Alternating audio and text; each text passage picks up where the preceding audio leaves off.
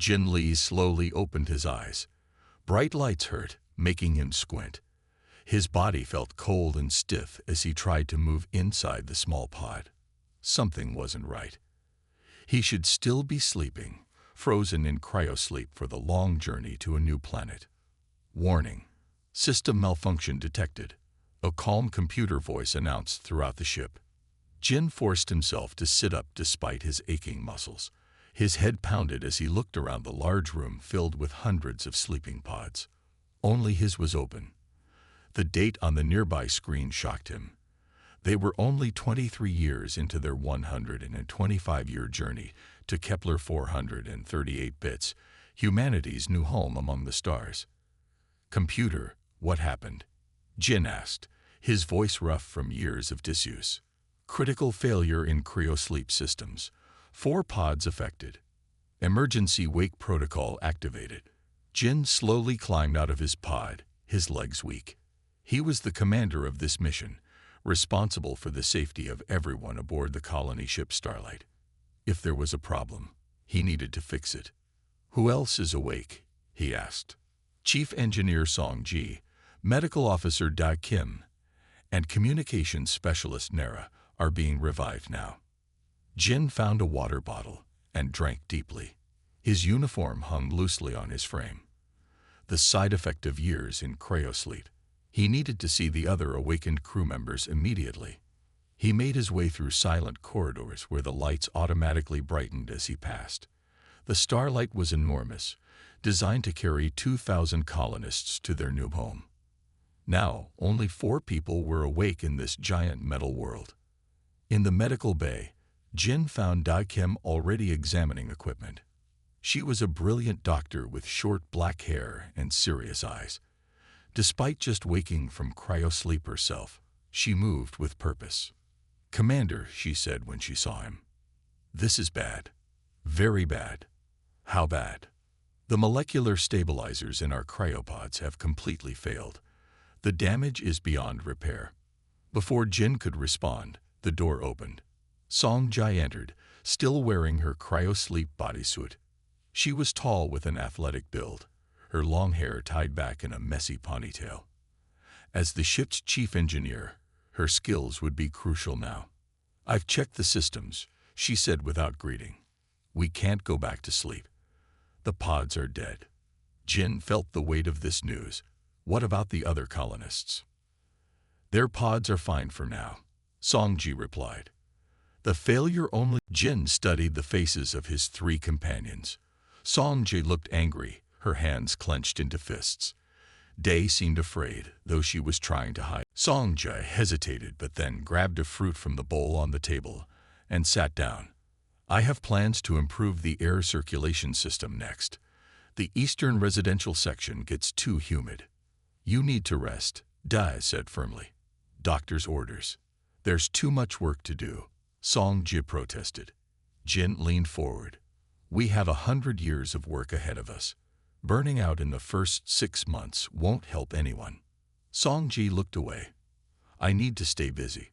If I stop working, I start thinking about Earth, about everyone I left behind, about how they'll all be dead by the time this ship reaches its destination." Silence fell over the table. They all carried similar thoughts.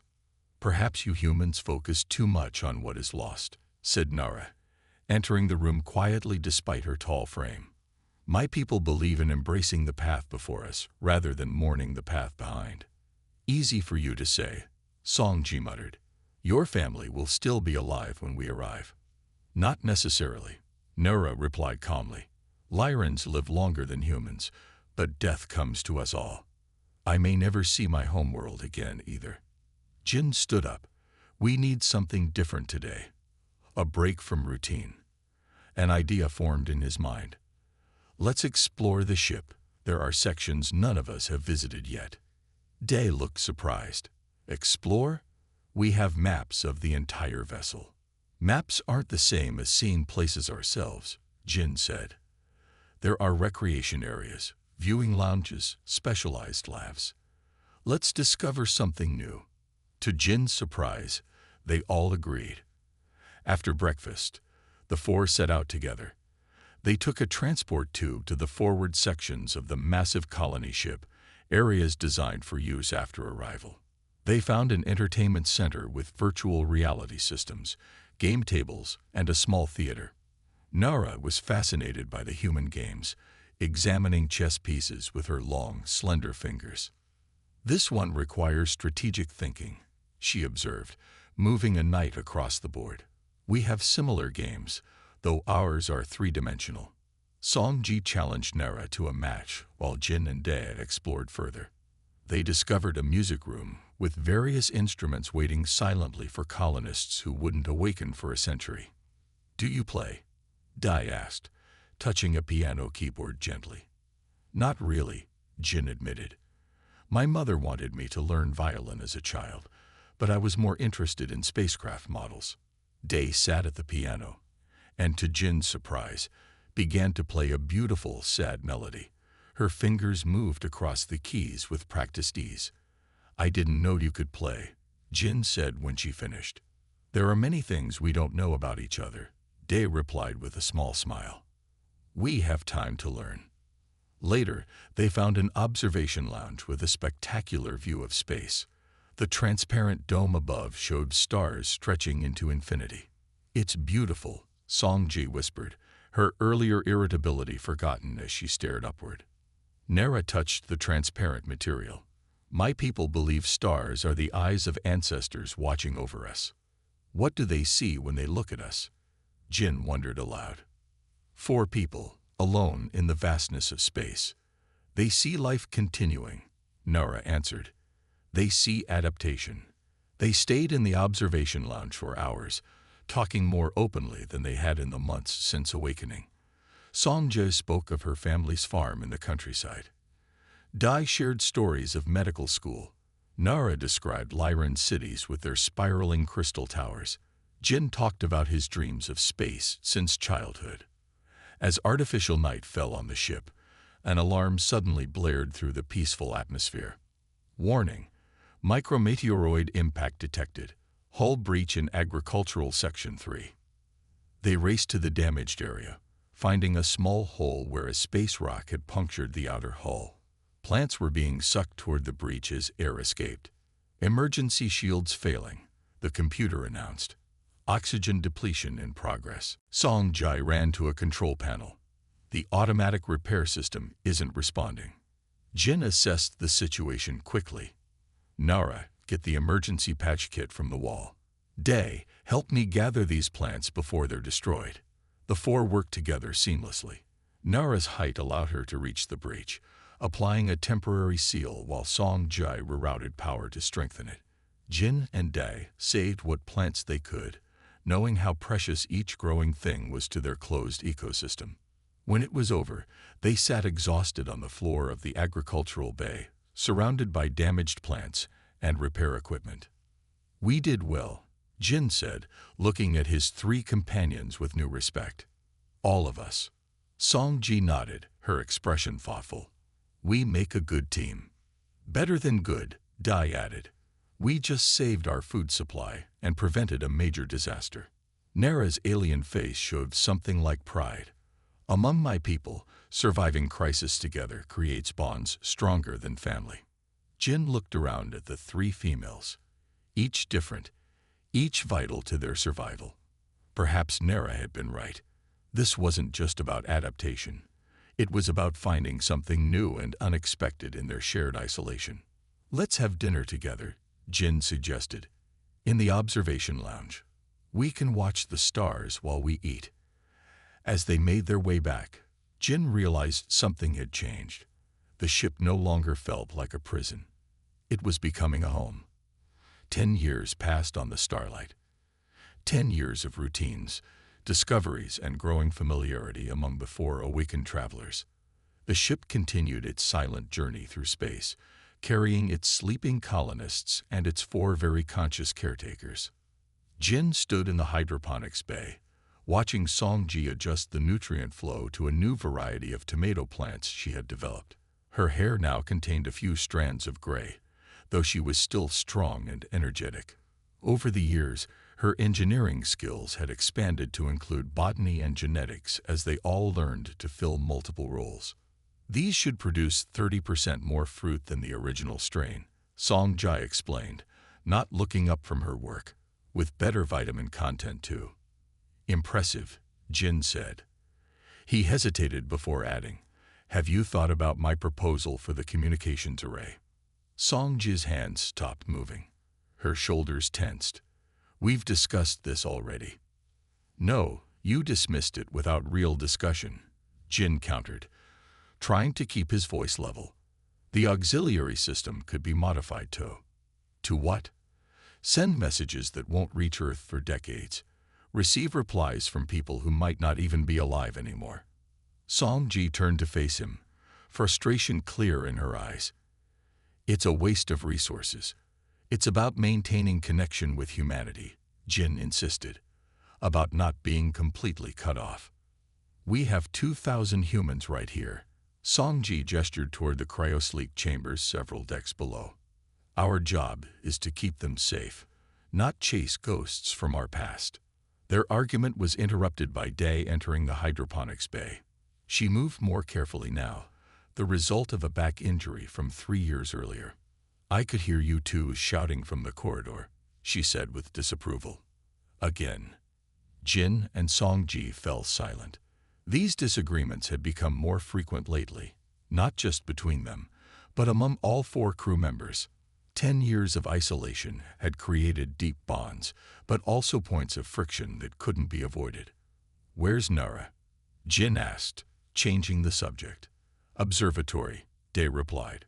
"She says there's something unusual about the star patterns ahead." They found Nara standing before the large viewing window. The Lyran had changed the least physically over the decade, her silver skin showing minimal signs of aging. She pointed to a section of space that appeared darker than the surrounding area. "There's something there," she said without turning around. "Something that shouldn't be there." Jin studied the area, but saw nothing unusual. "The sensors don't show anything." "Because they're not calibrated to detect it," Nara insisted. "My people have encountered similar phenomena before. It's a spatial anomaly, a thin spot between dimensions." Songjia looked skeptical. "If that's true, is it dangerous?" "Potentially," Nara replied. "At our current speed and trajectory, we will pass directly through it in approximately 72 hours. Day frowned. "Can we go around it?" "The main engines aren't designed for that kind of precise maneuvering," Songji said. "We'd need to use the shuttle's thrusters to push the entire ship onto a new course." "That could damage the shuttle beyond repair," Jin pointed out. "We might need it later." "I could pilot the shuttle alone," Nara offered. "My reflexes are faster than humans." "No," Jin said firmly. "I won't risk any of you." Songji crossed her arms. "So what's your plan, Commander?" "Fly straight into unknown danger." "I'll take the shuttle myself," Jin decided. "I'll use it to push us onto a new course, then dock before we reach the anomaly." The 3 females exchanged glances. "That's too dangerous," Dab protested. "It's my decision," Jin replied. "We'll begin preparations immediately." 2 days later, Jin sat in the small shuttlecraft as it separated from the starlight. Through the viewport, he could see the massive colony ship, his home for the past decade and likely for the rest of his life. "Shuttle is clear," he reported through the communication link. "Beginning thruster sequence." "Be careful," Songji's voice came through. She had argued against his plan until the last moment. Jin positioned the shuttle perpendicular to the starlight's hull. Using the powerful maneuvering thrusters, he began pushing against the larger vessel, gradually changing its course. The shuttle shuddered with the strain. Thruster temperature increasing beyond safe parameters, the shuttle's computer warned. "Just a little longer," Jin muttered. Suddenly, a flash of light erupted from the direction of the anomaly. The shuttle's systems flickered as an energy wave hit them. "Jin," Day's voice crackled through the damaged communication system. "The anomaly is becoming active. Get back to the ship now." Jin fired the return thrusters, but the shuttle responded sluggishly. Another wave of energy washed over him. stronger than the first. Warning lights flashed across the control panel. Life support failing, the computer announced. Hull integrity compromised. Jin fought to control the damaged shuttle, guiding it toward the Starlight's docking bay. His vision began to blur as oxygen levels dropped. With his remaining strength, he engaged the automatic docking sequence and hoped it would be enough. He awoke in the medical bay with Dai leaning over him, her face tight with concern. "Welcome back," she said, relief evident in her voice. "You've been unconscious for 16 hours. Jin tried to sit up, but found he couldn't move his right arm. "The ship. Safe," Dai assured him. "Your crazy plan worked. We're on a new course that will miss the anomaly." "And the shuttle?" "Damaged beyond repair," Songji said from the doorway. She entered the room, followed by Nara. "But it got you back to us, which is what matters." Jin looked at the three females gathered around his bed. Something had changed in their expressions, a softness that hadn't been there before. "You risk your life for us," Nara stated simply. "My people believe such actions create soul bonds that cannot be broken." That night, after Jin was released from the medical bay, they gathered in the observation lounge. The stars looked different from their new course, a reminder of how close they had come to disaster. "I need to say something," Songji began hesitantly. "These past 10 years, I've been fighting against feelings that I thought were inappropriate given our situation." Jin looked at her with surprise. "We're the only people awake on this ship," Songji continued. "We'll live out our lives together. Pretending we're just colleagues seems pointless now." "I feel the same," Dai admitted quietly. "Watching Jin nearly die made me realize how foolish it is to deny what we all know is happening between us." Nara stepped forward. "In my culture, bonds between multiple individuals are honored and celebrated. There is no right configuration for family, only what brings harmony and strength to all involved." Jin looked at the three beautiful, intelligent females who had shared this journey with him.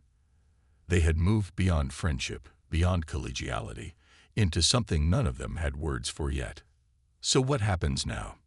he asked. "We stop pretending," Songji answered. "We acknowledge what we feel for each other. We create our own rules for living," Dai added. "We become what we are meant to be," Nora finished.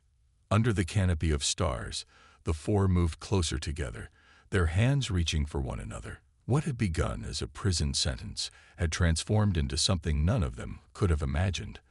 A new kind of family, forged in isolation but built on choice. The starlight continued its journey through the darkness, carrying not just sleeping colonists but four souls now bound together in ways that defied traditional understanding. Their conflict had led to connection. Their isolation had created intimacy. 50 years had passed since Jin, Songji, Dai, and Nara had awakened from cryosleep. The starlight continued its journey through the darkness between stars, now merely halfway to its destination. Inside the massive ship, the four travelers had created a world of their own. Jin sat in the command center, his once black hair now completely white. At 78, his movements had slowed, but his mind remained sharp. He studied the sensor readings with growing concern. "Computer, confirm these readings," he requested. "Confirmed," the ship's AI responded. "Unknown object detected at coordinates 227 Mark 44. Size, approximately 3 kilometers in length. Composition, metallic and organic materials." Jin activated the ship's communication system. "Everyone to the command center. We have a situation." Within minutes, the others arrived.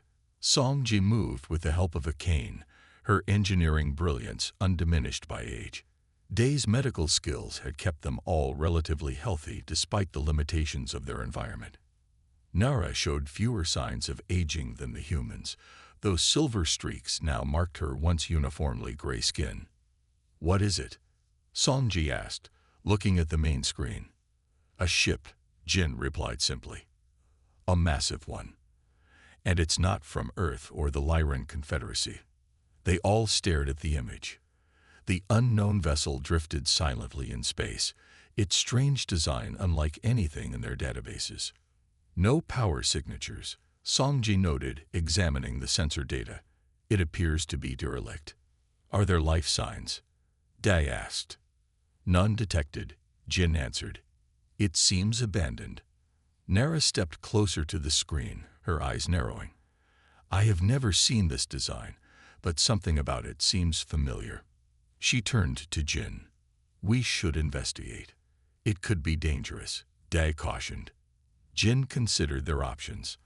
After 50 years of routine maintenance and predictable days, the appearance of this mysterious ship represented something new, perhaps even something valuable. We'll take the exploration pod, he decided. All of us. All of us? Song-ji questioned. Shouldn't someone stay with the Starlight? The computer can handle things for a few hours, Jin said. I want everyone's expertise on this. They prepared carefully. Though they had maintained the ship's weapon systems, they had never expected to use them. Now Jin distributed laser cutters and communication devices to each person. Stay together at all times, he instructed as they boarded the small exploration pod. We go in, we look around, we leave. No risks. The journey to the alien vessel took 30 minutes. As they approached, they could see damage to its hull. Large sections torn open to the vacuum of space. Something attacked this ship, Songjai observed grimly. They found a docking port that matched their pod's universal connector. A stroke of luck, or perhaps evidence, that the ship's builders followed similar engineering principles to humans and Lyrans. Inside, emergency lights on their suits illuminated dark corridors. The architecture was strange. Angles that seemed slightly wrong. Doorways too tall and narrow for human comfort. The air is gone, but there's no radiation, Date reported, checking her scanner. It should be safe to explore if we stay in our suits. They moved deeper into the abandoned vessel. Signs of violence were everywhere, scorch marks on walls, equipment destroyed, and then they found the first bodies. These creatures, Jin said, examining the remains of a being unlike any he had seen before. They had 6 limbs. Exoskeletons. They were massacred, Da whispered, looking around at the numerous bodies floating in the zero gravity. Nara knelt beside one of the dead aliens. These markings on their exoskeletons, they indicate a hive society, similar to some species known to my people. What happened here? Songji wondered aloud. They continued their exploration, finding their way to what appeared to be the ship's command center. There, Jin discovered a still-functioning data terminal. Songji, can you access this? He asked. She examined the alien technology. Maybe. The interface is strange. For the first time in 50 years, the Starlight's weapons came online. The ship had been designed to protect its precious cargo of colonists from any threat. As the alien vessel approached, the Starlight was ready. The 4 aged caretakers worked together with perfect coordination, born from decades of shared life. When the aliens attempted to dock, they found sealed ports. When they tried to breach the hull, they met reinforced shields. Finally, after 12 tense hours, the alien ship retreated, moving away into the darkness of space. They'll be back, Songji said, watching the vessel disappear from their sensors. Maybe with reinforcements. Then we'll be ready, Jin replied, looking at the 3 women who had become his family. Together. The final decades aboard the Starlight passed more slowly than the earlier years. Jin, Songjae, and Dai felt the weight of time in their aging bodies. Even Nara, with her longer-lived Lyran physiology, showed signs of age. The 4 companions had spent most of their lives together on this journey through the stars. Jin sat in his favorite chair in the observation lounge, watching distant stars drift past. At 85, his hand shook slightly, and white hair covered his head like snow. He used a cane to walk now, but still made daily rounds through the ship, checking on critical systems. There you are, Daz said, entering the lounge. Her medical skills had kept them all alive far longer than might have been expected in such isolation, but even she couldn't stop the natural process of aging. Songjit is looking for you. Is something wrong with the ship? Jin asked, immediately concerned. Day smiled. No, she has a surprise for you. Curious, Jin followed Da through the corridors of the Starlight. The ship had changed over the decades, modified to suit their needs, rather than those of the original mission planners. Artwork covered walls that had once been bare metal. Gardens flourished in spaces designed for storage. The four of them had made the massive vessel truly their home. They found Song Jai in the engineering section, bent over a workbench. Despite her arthritis, her hands remained remarkably steady when working with machinery. She looked up as they entered, her face creasing with a smile that Jin still found beautiful after all these years. I finished it, she announced proudly, holding up a small device. The Colony Orientation Program. Jin took the device gently. You really did it. For the past 5 years, they had been preparing for the inevitable, the time when the Starlight would reach Kepler 438 bits and the colonists would awaken. None of the 4 original awakened crew members expected to live that long. They would die decades before arrival. But they had devoted their final years to ensuring the mission's success. It contains everything they'll need to know, Song Jai explained. Technical specifications, maintenance records, resource management plans, and our personal logs, Dai added. Our stories. Jin nodded, feeling the weight of the small device in his hand. Where's Nura? In the cryo bay, Dai replied, checking on the colonists. They found Nura moving slowly between the rows of sleeping pods, her tall frame slightly stooped now. Inside each pod, a human floated in suspended animation, unaware that nearly a century had passed since their journey began. The revival systems are fully operational, Nura reported. When the ship reaches orbit around Kepler 438 bits, they will begin awakening automatically. And we added the modifications to wake them in smaller groups, Songji said, just as we planned. Jin looked at the sleeping faces, untouched by time. They have no idea what awaits them, or what we've done to get them there safely. That evening, the 4 gathered for dinner in the observation lounge, as had become their tradition. Through the large windows, they could see a bright star growing steadily larger, the sun around which Kepler 438 bits orbited. They were still years away from arrival, but the destination was finally visible. I've been thinking, Daz said as they ate, about what happens after we're gone. No one spoke for a moment. They had lived with this reality for decades, but rarely discussed it directly. The ship will continue, Nura said finally. The AI will maintain course. The colonists will wake. Life will go on. But they won't know us, Songji said softly. Not really. Not as we were. Jin reached out, taking her hand. Over the years, their relationship had evolved into something beyond traditional definitions. The 4 of them had become a single unit, a family formed by circumstance, but held together by choice. They'll know what matters, he assured her. Through our logs, our work, the changes we made to the ship. Day raised her glass. To the colonists, may they build something worthy of our sacrifice. And to us, Nora added, to what we created here. In the months that followed, Jin's health began to fail. Despite Daz's best efforts, his heart grew weaker. On a quiet day nearly 73 years after they had awakened from cryosleep, Jin Li closed his eyes for the final time, surrounded by the 3 women who had shared his extraordinary life. Songji followed 6 months later, her brilliant mind finally at rest. Da recorded every detail of their medical conditions, hoping the information might help future generations understand the effects of long-term space habitation on human physiology. When Da herself died the following year, Nera was left alone. As the sole survivor, the Lyran continued their work, maintaining the ship's systems and preparing for the colonists' eventual awakening. For 3 more years, Nera walked the corridors of the Starlight alone. She spoke aloud to her departed companions as if they could still hear her. She tended the gardens they had planted together. She recorded her own thoughts about the unique bond they had shared.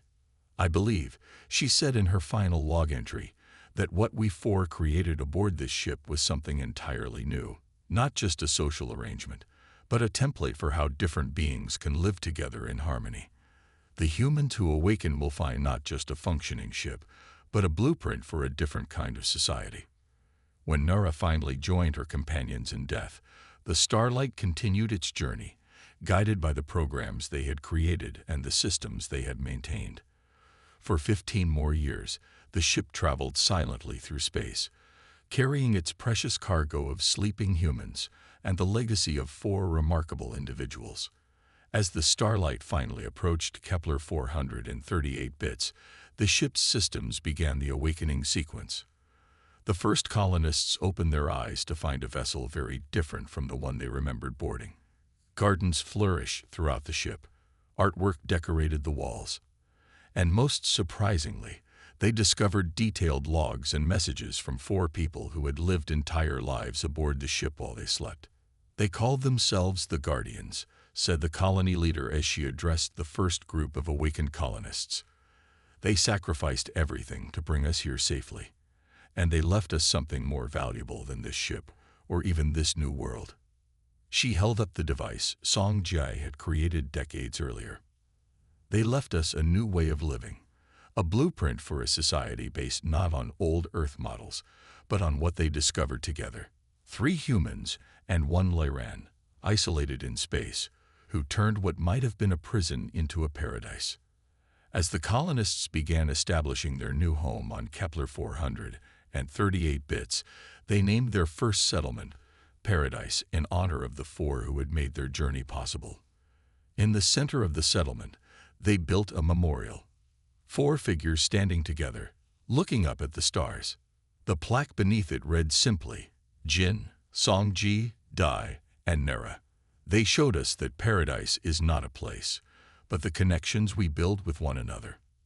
In the night sky above the colony, the Starlight orbited silently, a constant reminder of the extraordinary journey and the 4 remarkable souls who had lived, loved, and created a legacy that would shape humanity's future among the stars. The end.